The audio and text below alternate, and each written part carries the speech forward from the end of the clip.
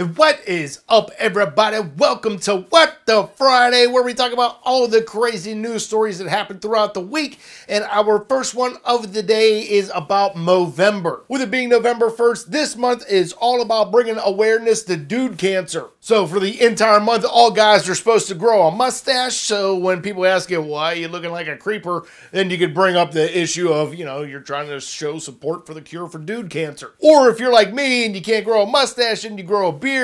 So we're going to see how long into the month I make it. I think last year I lasted about 2 weeks because it's so difficult. We'll see what happens. Maybe I'll try for the whole month. I don't know. But anyways, go check it out. That link is down below along with everything else we're talking about today. And I know a lot of guys watch this show. I see my demographic. We all know what you're here for. The sexy ladies. Basically it. Let's get on with the show. You know what would suck is if you were out in a raspberry field and you were just doing your own thing, and next thing you know, you look up and you see a bear. There was this 80-year-old shepherd that lives in the southern part of Russia known as Kabardino-Balkaria. This bear showed up and it was about to attack the guy, and no, this dude decided to kick the bear's ass. He hit the bear with numerous kicks and headbutts. But don't think the bear didn't get the last word in, because he did whenever he tossed the guy off of a cliff. Don't worry, the guy's fine.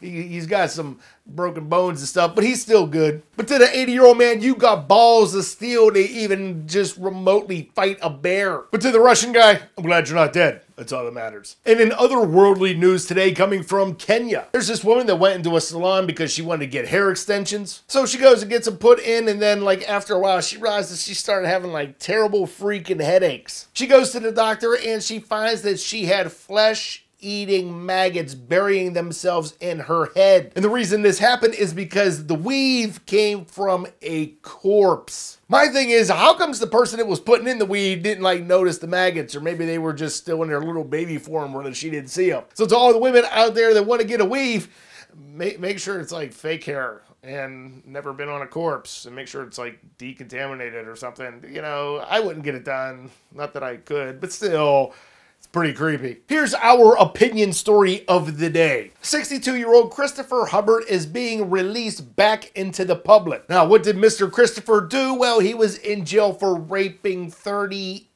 women. He's one of 500 people in California that have gone through this phase where they go to a mental institution type thing. And the last part of his process is going back out into the public. So the courts have let everybody in the neighborhood know that Christopher's going to be showing up, and the entire neighborhood is completely angry, and they have every reason to be. The funny thing is, the courts are well, we told everybody no, so this way that they felt safer. Well, I'm pretty sure that they would feel a whole lot safer if the guy was still in jail. I don't think this is right. I don't care how much rehabilitation or whatever it is that you've given him.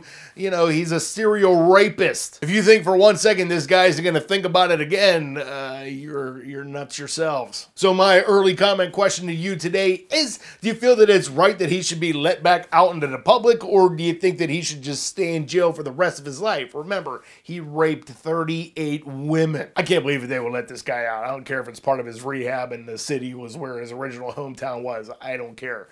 He needs to stay in prison. And our parents of the day come from Danbury, Connecticut. Eduardo Montanez and Paula Montanez have been arrested for child abuse. Their child ended up going to school, and then the teacher noticed that something was kind of wrong. Authorities were then alerted, and they showed up at the house, and they found out that these parents were using one of those electric dog collars for punishment on their child. I don't know if any of you have ever held one of these electric dog collars, in your hand, and then you walk towards that invisible fence which sets it off.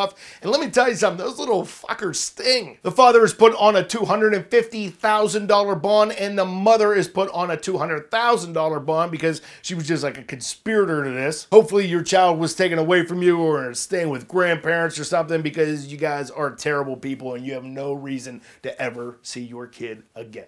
And now for, Florida. There was this kid that was drinking, and he decided to do a little bit of merchandise type thievery, and he decided to speed away on a motorcycle. Well, when you're carrying your merchandise and you've had a little bit to drink and you go too fast and you crash your motorcycle, this is what happens to you. Is stealing $10,000 worth of merchandise worth it for mangling your face? And also, for another injury story that I can't even put on the show, let's just say there was a guy in China that hated his love life, and he pretty much did this to himself. Go read up on it. Super not safe for work. Pretty gory too. And for our final and awesome story of the day, there's a man by the name of Walter Serpent from Georgia, and this man is a hero. Him and some family members were sitting in their house. Next thing you know, they seen a ball of smoke coming at him. So he hurries up and gets the entire family out before his house catches ablaze. So once he realizes everybody's out, he's like, oh my God, I forgot one more thing, my beer! This dude runs back into his burning house, grabs his beer, and comes back out completely unscathed. And the best part about this story, he says, and I quote, I told them to get the kids out and everything, and me myself, being an alcoholic, I was trying to get my beer out. You, sir, are a hero for saving that beer, even though you ran in for like crappy beer. I just hope someone comes up and puts a gold star on your man card, because you, sir,